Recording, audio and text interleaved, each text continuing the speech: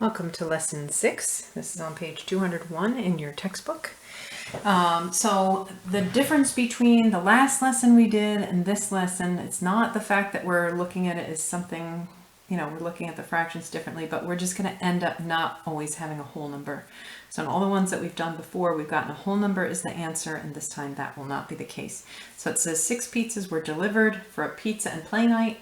3/4 of the pizzas were eaten. How many of the pizzas were eaten? So again, if we use that method that we did last time, we would say, what is 1/4 of 6? So if we're breaking it into 4 equal groups and we get 3 of them, then we have to do the breaking up into 4 equal groups first. So we're taking 6 and we're dividing it by 4. All right, now 6 doesn't easily or evenly divide by 4, so we're going to get a mixed number here. But what we're showing then is that 1/4 of 6 is 6/4, and then 3/4 of 6/4 would be 3 times 6/4. Right, again, we're just doing 6 times 3 is 18, and 1 times 4 is 4.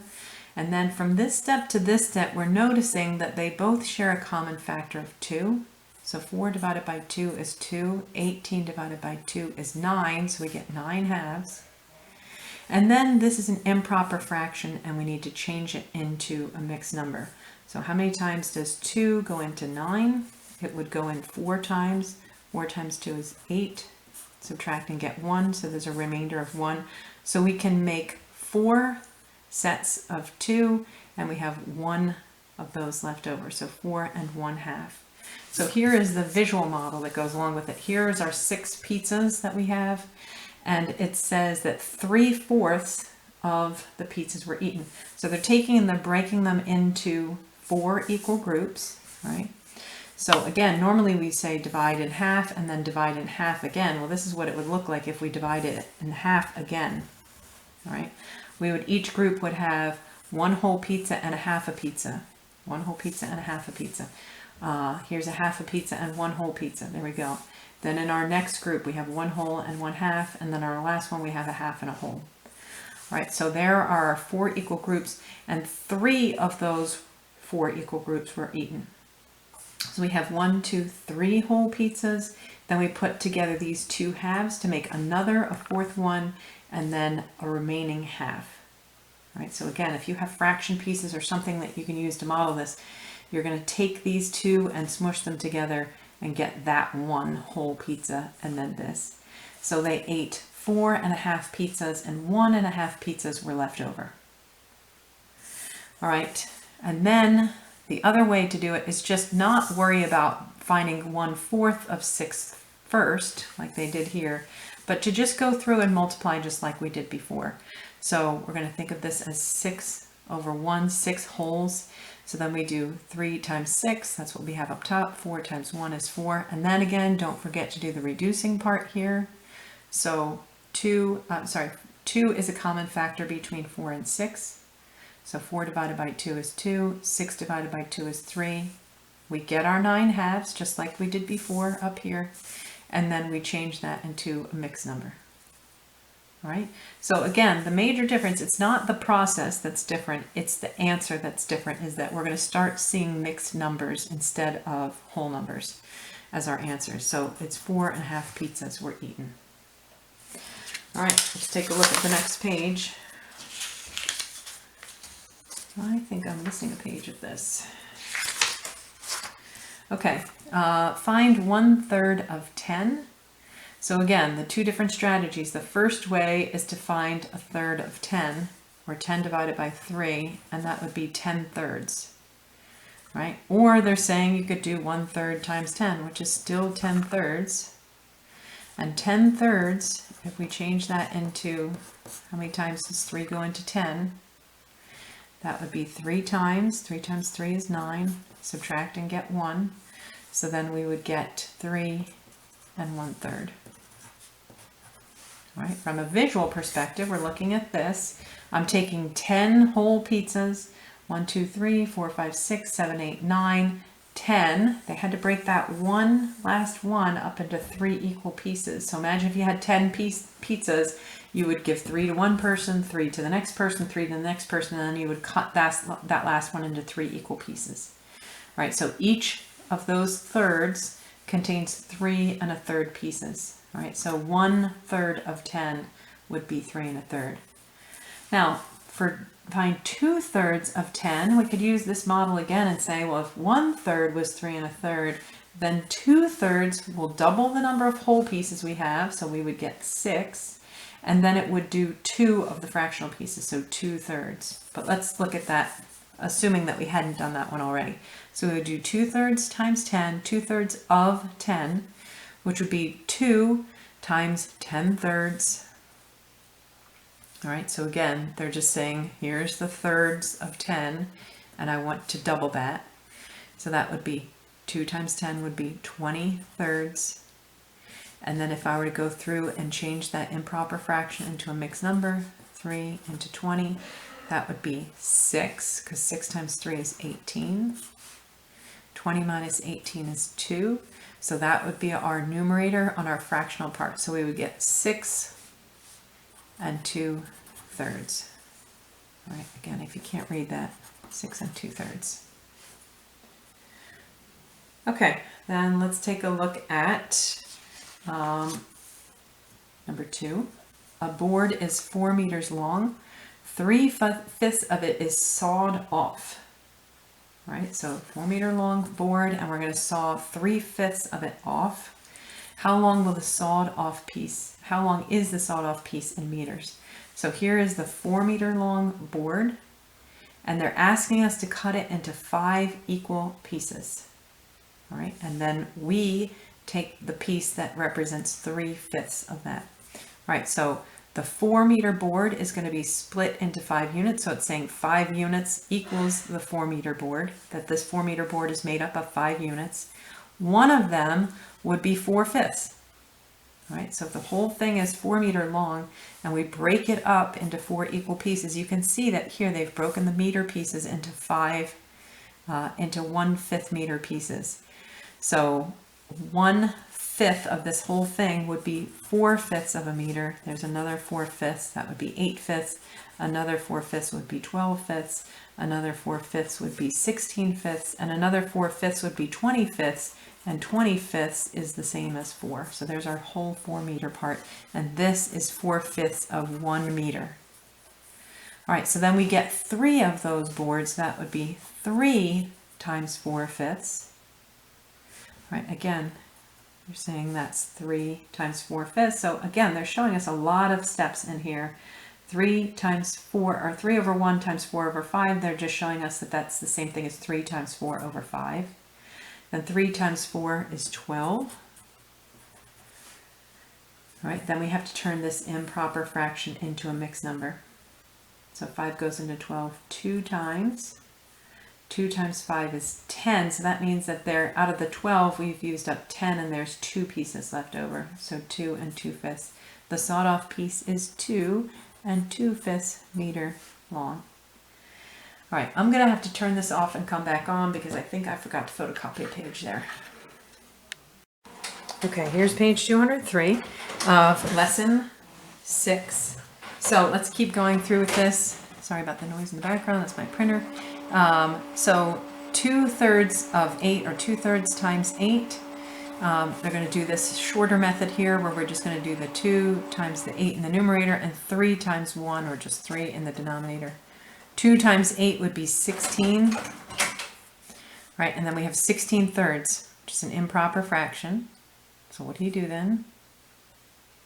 Change it into a mixed number. All right, so 3 goes into 16 5 times. And 5 times 3 is 15, so that out of the 16 pieces that we have, 1 was left over. Right, so this is 5 1/3. Again, if you don't like the way I'm talking through that, you can always do 3 into 16 is 5. 5 times 3 is 15. Subtract and get 1. All right, so then this would be the whole number part, and this would be the numerator of the fractional part. All right, find 5/6 of 9. So again, they've stopped using the visual models. They figured that you can see that enough now, so we're going to switch over here. So 5 times 9, and then 6 times 1. So we end up with a pair here that shares a common factor. The 6 and the 9 both have a common factor of 3. Again, I didn't point that out here. A lot of times I just kind of do that, but don't mention it because to me it's obvious. But you should be checking to see here if there are any common factors between these two or these two, and then take that out. All right, there wasn't at this in this problem, so that's why I didn't do it. Okay, but here they have a common factor of 3. So 6 divided by 3 is 2. 9 divided by 3 is 3. 5 times 3 is 15. And then just 2 in the bottom. So how many times does 2 go into 15? It goes in 7 times. And then 2 times 7 is 14. So out of our 15, there's 1 left, and it's 1/2. Again, if we do the division here, this would be 2 into 15, and we would get the same thing. All right, now he's starting to show that method that I had mentioned before, that we don't have to necessarily write this step in here. We could just do the canceling from this point right here. So he's showing that, look, I know when I multiply these together, and these, the 5 and the 9 end up in the numerator and the 6 ends up in the denominator, I'll be able to cancel that 3 that's shared by the 6 and the 9. So instead of doing this step right here, he's showing that you could actually do it right here, which is what I had showed you in a previous video. So they both share a common factor of 3. 6 divided by 3 is 2. 3 divided by 9. 9 divided by 3 is 3. So then we would do 5 times 3 is 15. And then there would just be the 2 in the denominator. So essentially is what he's giving you permission to do is skip that step and do the canceling right here. All right. And again, in this case, there is no canceling that you could do. So really you just have to do the 2 times the 8 is 16. But either way, you can skip this step if you just realize that you're going to do 2 times 8 is 16 and 3 times 1 is 3. He's saying at this point you don't need to show that step. Okay. All right, this is the part where you get to practice. So let me just do 2 of these with you, and then you can do the rest, and then we'll do the word problem. All right, so I am going to pick C and D. All right, so again, let's use this strategy that he's saying right here, where we can just multiply. So I'm first going to notice that 5 and 9 do not share any common factors. 5 is a prime. And 9 is not divisible by that prime, so they have no common factors. Again, the fact that I'm saying 5 is prime, meaning it doesn't have anything that could go into it that might help us with dividing into 9. The only factors that they could share would be that 5. All right, so then that means that I can just do 4 times 9 is 36, and 5 times 1 is 5. Again, I'm skipping this step where I write them as a single fraction, but still not multiplied together yet. I'm going right to the part where I've multiplied them. So now I'm saying 36/5, that's an improper fraction. How many times does 5 go into 36? Right, you should have said 7, because 7 times 5 is 35. So I've used up, when I make the groups of 5, I've made 7 groups. I've used up 35 of the 36, so there's 1 left over. So this is going to be 7 1/5. Again, if we do this with the division method, we're going to go, how many times does 5 go into 36? And I would still say 7 times. And I would still get a remainder of 1. All right. Now I'm going to do that same thing. I'm going to look first to see if I have any factors that I can cancel out. This time I can. Both of them are even. All right, so I could at least do 2, but I also know that 4 goes into both 8 and 20. So I'm going to say 4 goes into 8 2 times, and it goes into 20 5 times. Then I'm going to multiply across. So 5 times 5 is 25. Again, there's an implied 1 underneath here because this is 20 whole things, so it's just one circle. It's not broken down into pieces. So 5 times 5 is 25. 2 times 1 is 2. How many times does 2 go into 25? Well, that goes in a lot of times. 12 times. All right, so in making those, and taking those groups of 2, I've made 12 whole things, and I've used up 2 times 12, or 24 of the 25 pieces. That means that I only have 1 piece left. All right, and again, if we did this division method, we would do, how many times does 2 go into 25? There would be 1. Bring down the 5. 2 goes into 5 2 times. 2 times 2 is 4. Remainder 1. Okay, so after I'm done doing this word problem with you, you're going to go back and do A, B, E, F, G, and H on your own, and have your parents help you if you need the help. All right, Dion has a board that is 8 feet long. He cuts off 2/3 of its length. How long in feet is the piece that he cut off? All right, so he has an 8-foot board here, and he cuts off 2/3 of its length. So if I were to cut this into 3 equal pieces like that, he gets this piece right here. All right, but remember, this is 8 feet long. Okay, so he cuts off 2/3 of his length. So it's 2/3 of 8. I'm going to imagine it as 8 holes. I'm going to look here to see if there's any common factors. There are not. 3 is a prime, so the only common factor they could share is 3, because 3 doesn't have any other factors, but 8 is not divisible by 3. So I'm just going to multiply straight across. That's 16/3. And then how many times does 3 go into 16? It would be 5 times. And then 5 times 3 is 15. So out of the 16, I have 1 left over. Or we do it as 3 into 16 goes 5 times. And I get remainder 1.